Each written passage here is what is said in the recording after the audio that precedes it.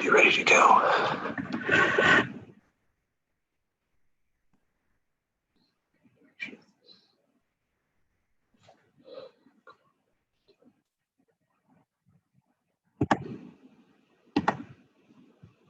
right, we're good to go. Hey, welcome everyone. This is the public meeting to discuss the 36th Avenue Northwest widening bond projects for the City of Norman. My name is Paul DeAndre. I'm the project manager, capital projects engineer over this project, these two projects. And we also have with us Mike Napick and Scott Stegman from CPNY, our design consultants, as well as Sean O'Leary, our Public Works Director, and we'd like to welcome Councilmember Matt Peacock from Ward 8. Thank you very much. You're welcome. As I said, this is a public meeting to discuss 36th Avenue Northwest. That will be the only issue we'll be discussing this evening. So if you're not here for that, you're probably in the wrong place. We will, as you can see on the screen, we've got some ways that you can submit comments. We don't have anybody here in person, it doesn't look like, but if you're watching on YouTube, you can email your comments to me at paul.deandre@normanok.gov. And you can also post questions to the YouTube live chat window. Do not post your questions to the YouTube comments section. They will not get monitored there. So with that, also, I'd like to say, with regard to this, we'll be accepting questions and comments through August 13th. So if you don't think of it tonight and you think of something tomorrow, feel free to submit that. We'll be accepting those up through the 13th. And you can find a printable comment form at www.normanok.gov. There's a link to this meeting that has a printable comment form that you can download and email to me, or it's got an address on there. You can mail it in if you want to. One more thing, as we're going to have a presentation to kind of give an overview of the projects and the environmental impacts, as we've just finished the study on that. And when you do make comments, we ask that you kind of confine the comments during the meeting tonight to general comments. If you have a very specific question about, say, how the project might affect your driveway or something, we just ask out of courtesy for everybody who's on the call and watching at home that we don't take up time tonight doing that. I would be more than happy to meet with anybody individually afterwards, and all my contact information will be given at the end of the presentation. So if you want to contact me, I'll be happy to answer those kind of questions. So with that, I'm going to turn the meeting over to Scott and Mike, and they will present the project. So guys, thanks. Thank you, Paul. My name is Scott Stegman. I'm with CPNY. I'm the environmental consultant for this project. I also have Mike Napick with CPNY, who is the designer for this project, the engineer of record. This project is for 36th Avenue Northwest from Tecumseh Road to north of Indian Hills near Marketplace Street. These are some of the project team members. Of course, we have the City of Norman personnel. Sean O'Leary, Director of Public Works, Council Member Matthew Peacock, Ward 8, the Mayor, of course, Mayor Clark, City Manager Daryl Pyle, Scott Sturts, the City Engineer, and Paul DeAndre, who just opened the meeting. Again, with CPNY, Mike and myself, and then with ODOT representatives would be Ron Brown, Division 3 Engineer out of Ada, and then Brandon Sims with Local Government Division. All right. Thank you, Scott. Like I said, Mike Napick, the engineer of record on the project. Talk about some of the benefits of the project. Basically, our job as engineers to improve safety. This project will also reduce congestion throughout the corridor. We'll provide dedicated bike lanes. There will also be a continuation of the 10-foot wide Legacy Trail, hike and bike trail, all the way to Ruby Grant Park and the Franklin Road intersection. And we'll also provide safer intersections at Franklin and Indian Hills Road. Next slide. All right. The corridor is going to be broken up into 2 phases. The first phase begins north of Tecumseh Road and extends north of Franklin Road. Phase 1 will also include signalized intersections at Franklin Road and also a mid-block signal at All Saints School to provide for a pedestrian crossing. Next, we have Phase 2, which begins just north of Franklin Road and extends past Indian Hills to north of Marketplace. Phase 2 will also include a signalized intersection at Indian Hills Road. All right, for Phase 1 improvements, we'll take the existing 2-lane roadway with open ditches. This will be reconstructed to a 5-lane roadway with curb and gutter and an enclosed storm sewer system. Due to the amount of turning movements that occur between Tecumseh and Franklin Road, it was determined that a continuous 2A left turn lane would be necessary for traffic flow. This is the same configuration that is along 36th Avenue, just south of Tecumseh Road. The roadway will also have 2 through lanes in each direction, a 5-foot bike lane on the southbound side. Northbound bicycle traffic will have to utilize the Legacy Trail through to the Franklin Road intersection, where the bike lane will be added back onto the roadway. All right, for Phase 2, this goes from north of Franklin through past Indian Hills. The amount of turning movements along in this section decreases, so we're able to eliminate the 2A left turn in this section. Again, the existing 2-lane roadway will be reconstructed to a 4-lane roadway with curb and gutter and enclosed storm sewer. And there will also be bike lanes for both the northbound and southbound and continuous sidewalks on both sides of the roadway. Next slide. Basically, we're providing some multimodal enhancements on this project. First would be the separate bike lanes along the roadway. Also, the Legacy Trail to be extended all the way to Ruby Grant Park, and also continuous sidewalks throughout the corridor that will be ADA compliant. Next, let's take a look at Phase 1 of the project. This is the beginning of the project. Tecumseh Road intersection was construction in 2000. We'll tie into that construction to begin our 2A left turn lanes and also begin the bike lane on the southbound side. And like I said earlier, the northbound bicycle traffic will utilize the Legacy Trail. Next, this shows the realignment for the entrance to the All Saints School and the proposed signalized intersection and pedestrian crossing. We realigned the entrance to All Saints School to provide a little bit more distance between Bridgeport Road and that traffic signal. Next, we're proposing to put a signalized intersection at Franklin Road with the necessary dedicated turn lanes and all the pedestrian crossings. Also, we'll begin the bike lane northbound of north of Franklin Road. Next, Phase 2. This is the beginning of the Phase 2 of the corridor. In this area where we're going to replace the double 48-inch metal pipes with a bridge class culvert to help with drainage in this area. And next.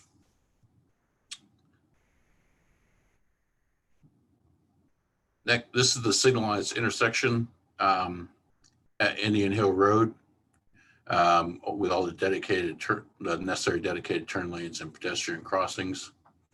And finally, This is the end of the project where we provide a dedicated left turn lane for Marketplace going southbound, and then we tie back into the two-lane road north of that.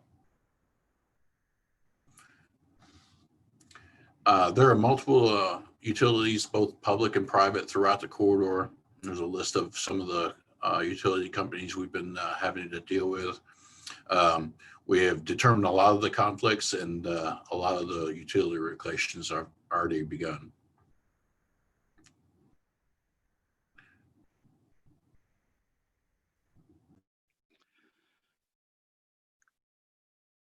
Thanks, Mike. I'm going to be talking about the environmental process for these two projects. Both of these projects will be federally funded.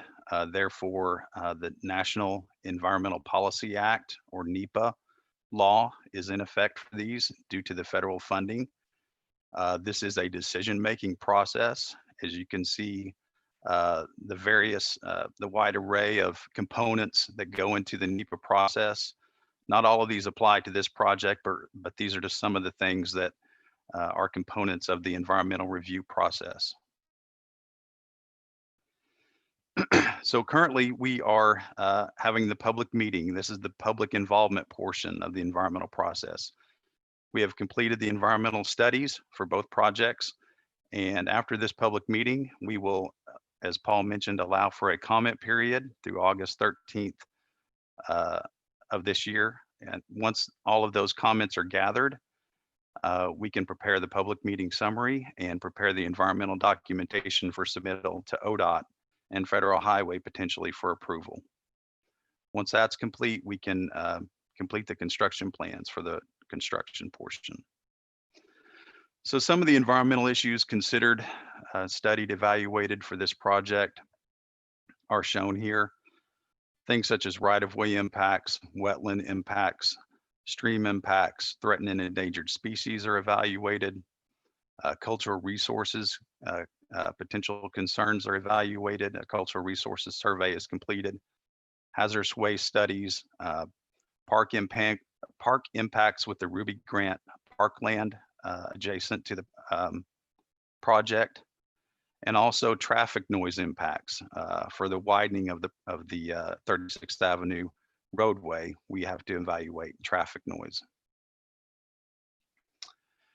Some of the results of our studies: right-of-way impacts. Some right-of-way will be required, but we anticipate no displacements as a result of this project. That is, no residences would be relocated based on the design. Ruby Grant parkland will not be affected. The city of Norman has already dedicated a strip of land for the improvements to the 36th Avenue roadway within the Ruby Grant Park area. Stream and wetlands impacts, no wetland impacts were anticipated, but we do anticipate that there will be a Clean Water Act Section 404 permit, which will be submitted to the U.S. Army Corps of Engineers for review and approval for the construction of bridge structures. Also, no cultural resources concerns were identified. No hazardous waste issues were identified, or issues with threatened or endangered species. So I'm going to talk a little bit about the traffic noise study. We did complete a traffic noise study for both projects. This study was completed in accordance with federal highway regulations and ODOT noise policy. We utilized the federal highway traffic noise model to predict the existing and future noise levels based on roadway geometry, traffic data, the location of receivers, and general terrain.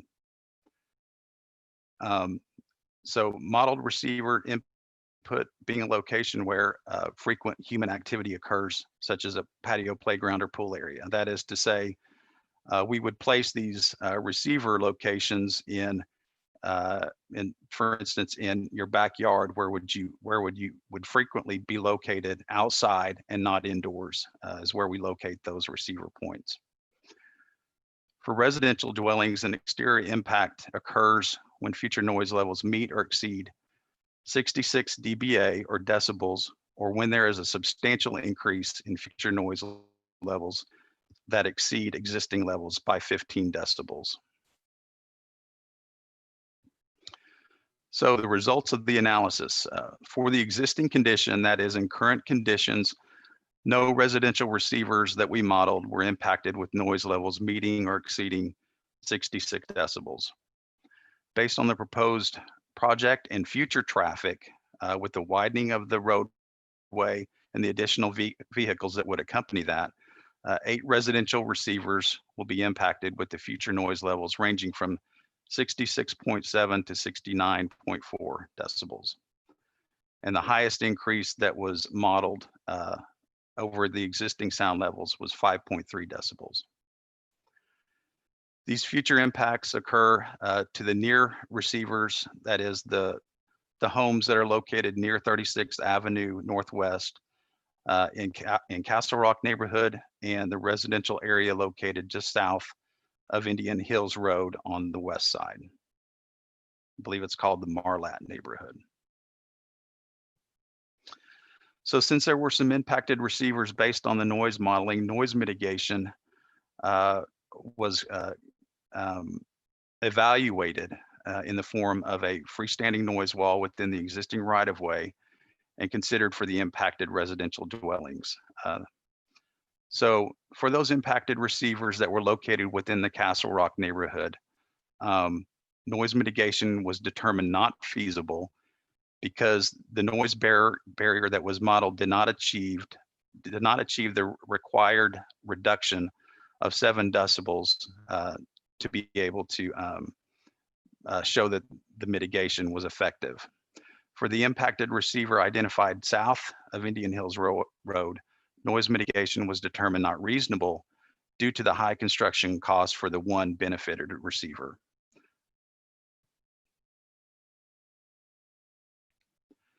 So the project schedule, as was mentioned, we will be receiving comments from the public through August 13th, 2020. That is 2 weeks from now. We will be completing the environmental documentation this fall and submitting that to ODOT and Federal Highway for approval. The right-of-way acquisition and utility relocations are ongoing, and the projected construction for these projects is as soon as possible, pending federal transportation grant funding.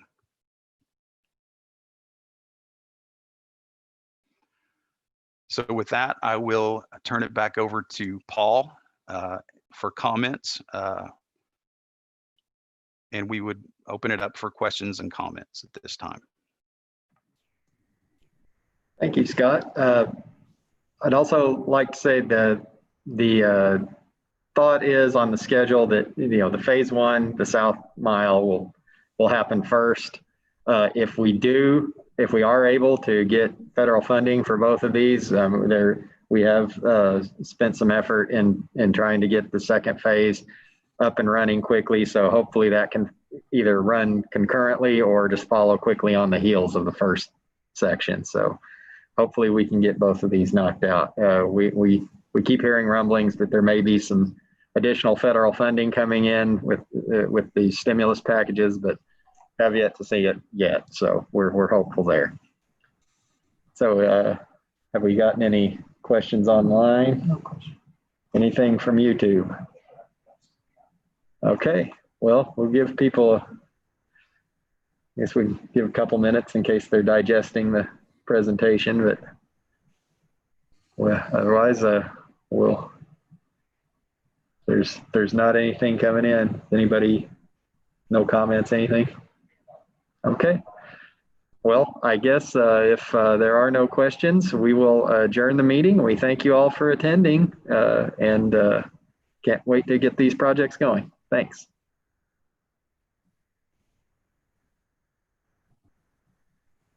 Thank you. Do something before I end.